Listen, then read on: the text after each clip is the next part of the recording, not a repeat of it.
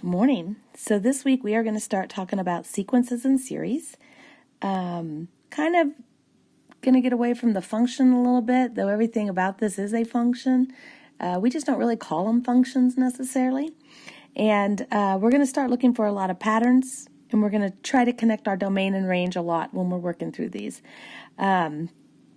So the first thing I'm going to do is, if you're watching this on a recording, is go ahead and try the bell work. What is the next term in the sequence? And could you tell me why you got that? Pause for a moment, figure it out, come back to it. The answer you should have got was 12. As I'm explaining that, I would say, well, hey, between 2 and 3, I added 1. Between 3 and 5, I added 2. Between 5 and 8, I added 3. So my next term, I have to add 4. So 8 plus 4 would be 12. We're going to start looking for patterns in a couple different ways. And I'm going to give you some vocabulary here so as we talk about things, we're all on the same page. And you're going to see some of the vocabulary that we've talked about in the past. But first of all, a sequence. A sequence is an ordered list of pairs. So right up here where I said 2, 3, 5, and 8, that's an ordered list of numbers. We would call that a sequence. There can be two types of sequences. I can have a finite sequence, which is a sequence that has an end. It would be something like if I wrote 1, 2, 4, 8, and then I stopped. I would only be looking at 4 terms in that sequence. The example above, that 2, 3, 5, 8, 8, 8, or 8 dot dot dot, is what we call an infinite sequence. And our infinite sequences have those dots that follow, that this pattern is going to continue on forever. All right, when we refer to our sequences, they have a domain and range, and we're looking for the relationship between those. So my domain in here, when I see this 1, 2, 3, 4, what this means is it is the relative position of each term. And I'll explain that in 1 minute. So the relative position of each term. And then my range is actually what we call the terms. So these are the terms of my sequence. All right, so as I explain this, what that would mean is up above, the term 2 would be my position 1. So that was my first number in my sequence. So number 2 would be position 1. Number 3, my second term, is in my second position. The 5 was in the third position of the sequence. The 8 was in the fourth position of the sequence. And then we write these, and we write all of our sequences with the n representing the term number, and usually that's a lowercase n, and the a sub n representing the general relationship of my function. All right, so my terms are the values in the range. So for instance, if I look at my graph, which we can graph all of our sequences, if I am looking at my graph over here, I would say 1, 2, in my first position, I had a 2. In the second position was a 6. The third position was a 12. The fourth position was a 20. The fifth position is a 30. So 2, 6, 12, 20, 30 would be my sequence. And that would be a finite sequence because it ends at that point in time. Right, just a little bit of our definition. The other thing you want to be aware of is that the domain of the sequence begins with 1 unless they otherwise tell us so.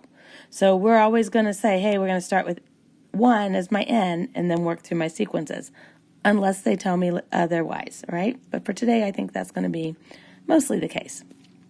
All right, so let's look at what does this mean. Let's try a few. So the first thing we're going to do on today's is we're just going to read sequences and make sure we're doing okay with them. And we're going to find the first 5 terms of each sequence. So you can do this a variety of ways. So I'm going to show you the first one where we really work with our notation. And I'm going to say A sub, we said the first term would always start with a 1. So my A is going to equal a 1, my N is going to equal 1. And I just realized that this ought to be an n. But anywhere there's an n, I'm going to put a 1 in for it. So this would become 1 plus 4. So my a sub 1, my first term, would be 5. And then I would put a 2 in for my n. So this would be a 2 plus 4. So really you're just doing a lot of substitution. So 2 plus 4 is 6. And then I put a 3 in for my n because I want to find the third term of my situation. So that would be 3 plus 4. And by now you're probably already starting to find the sequence because I've got a sequence of 5, 6, 7. I bet you could guess the next two terms. But if I'm plugging them in, I'd have a sub 4, which would equal 4 plus 4. So that would be 8. And then my last one would be a sub 5. And that would mean 5 plus 4 would equal 9. And today all you're going to do is try to find, all you're going to do is try to find those 5 sequences. Okay? If you don't like to write all those things out, I see some people like to do it as charts. So they put an N on the top, and they're going to go, you know what, I'm going to find my first 5 terms. And they might do it this way. And some of you might just choose to write them down. But to give you options, so if I do a sub n here, I'm going to put a 1 in for my first n. So I'm going to have negative 2 times 1 minus 1. Well, we know that negative 2 to the 0 power is 1. Then I'm going to put a 2 in.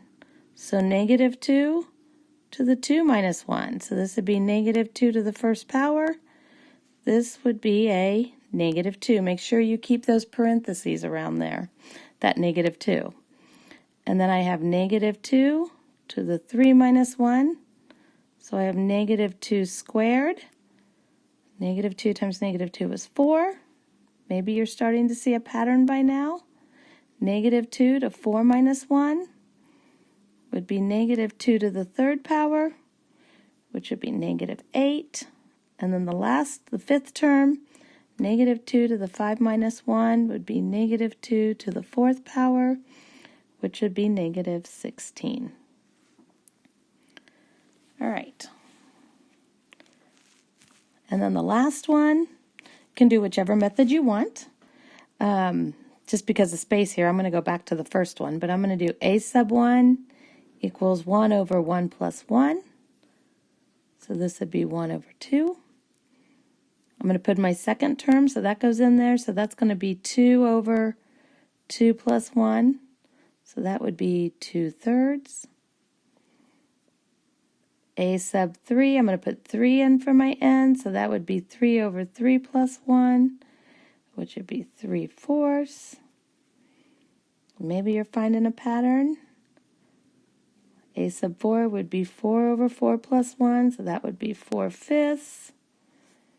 And the last term, put a 5 in for my n, so it'd be 5 over 5 plus 1. This would be 5/6.